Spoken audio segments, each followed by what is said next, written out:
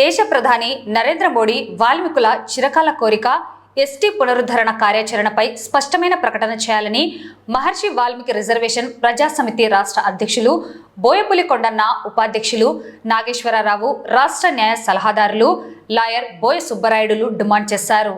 వారు మీడియాతో మాట్లాడుతూ ఆంధ్రప్రదేశ్ ప్రభుత్వం 2017లో అసెంబ్లీలో వాల్మీకులను ఎస్టీలుగా పునరుద్ధరించేందుకు అన్ని విధాలుగా అర్హులు అని తీర్మానం చేసి కేంద్రానికి పంపారని తెలిపారు. 2018లోనే 2 పర్యాయాలు కేంద్ర ప్రభుత్వ అనుబంధ సంస్థలైన ఆర్జీఐ ఎస్సీ ఎస్టీ కమిషన్లు సవరణల పేరుతో వెనక్కు పంపడం జరిగిందన్నారు. 2019 తర్వాత ప్రభుత్వం మారడం, మళ్ళీ 2023లో అసెంబ్లీలో తీర్మానం చేసినా కూడా ఎక్కడ వేసిన గొంగలి అక్కడే ఉండిపోయిందన్నారు. అయితే 2019లో కర్నూలుకు వచ్చిన ప్రధాని మోడీ వాల్మీకుల గురించి మాట్లాడుతూ ఎప్పటి నుండో మీరు ఇబ్బంది పడుతున్నారు, మీ సమస్య, మీ బాధలు మాకు తెలుసు, నన్ను నమ్మండి, మీకు న్యాయం చేస్తానని చెప్పి అధికారంలోకి వచ్చాడని, అయినా స్పందన లేదని పేర్కొన్నారు. ఈ నెల 16న ఉమ్మడి కర్నూలు జిల్లా పర్యటనకు వస్తున్న ప్రధాని వాల్మీకుల ఎస్టీ పునరుద్ధరణపై కార్యాచరణ చేపట్టి పార్లమెంటులో ఆమోదం పొందేలా చేస్తారని స్పష్టమైన ప్రకటన చేయాలని డిమాండ్ చేశారు. రాష్ట్ర ముఖ్యమంత్రి చంద్రబాబు నాయుడు కూడా అసెంబ్లీలో తీర్మానం విషయం, రాష్ట్రంలో 6 దశాబ్దాలుగా వాల్మీకులు చేస్తున్న ఉద్యమాలు, ఆర్థిక, సామాజిక, రాజకీయంగా నష్టపోయిన విధానం, రాష్ట్రంలో ప్రాంతీయ విభేదం, పక్క రాష్ట్రం కర్ణాటకలో వాల్మీకులు ఎస్టీలుగా ఉన్న విషయాలు వివరించి ప్రధానిని మెప్పించి పార్లమెంటులో ఆమోదం పొందేలా చూడాలని విజ్ఞప్తి చేశారు. ఈ సమావేశంలో ఎంవీఆర్పీఎస్ జిల్లా యూత్ ఉపాధ్యక్షులు పరమేష్, సహాయ కార్యదర్శి మల్లికార్జున, మండల నాయకులు బాలహుసేన్, బొగ్గులెన్ ఎంవీఆర్పీఎస్ నేతలు టైలర్ శివ, కేశవ, పట్టణ నాయకులు ఆర్ఎంపీ మధు, యూత్ నాయకులు నిఖిల్, ఎన్జిఓస్ కాలనీ ఎంవీఆర్పీఎస్ నాయకులు రాంపుల్లయ్య, రమణ, మనోజ్, మహేష్ తదితరులు పాల్గొన్నారు.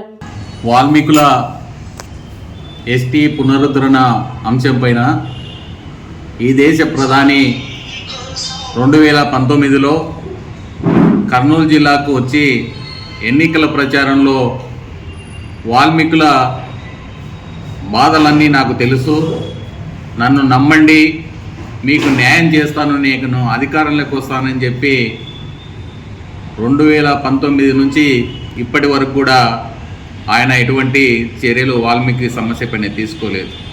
ఈ ఆంధ్రప్రదేశ్ రాష్ట్ర ప్రభుత్వం 2017లో అసెంబ్లీలో తీర్మానం చేసి కేంద్రానికి పంపినప్పటికీ కూడా పార్లమెంటులో ఇక్కడ ఉన్నటువంటి ఎంపీలు వాల్మీకుల ఎస్టీ పునరుద్ధరణ అంశాన్ని పార్లమెంటులో లేవనెత్తినప్పటికి కూడా ఆయనకు గుర్తుకు రాలేదు వాల్మీకుల ఎస్టీ పునరుద్ధరణ అంశం. ఈ నెల 16వ తారీఖున ఉమ్మడి కర్నూలు జిల్లాకి మళ్ళీ వస్తున్నటువంటి ఈ దేశ ప్రధాని గౌరవనీయులు శ్రీ మోడీజీ గారికి ఒకటే విజ్ఞప్తి చేస్తూ ఉన్నాం.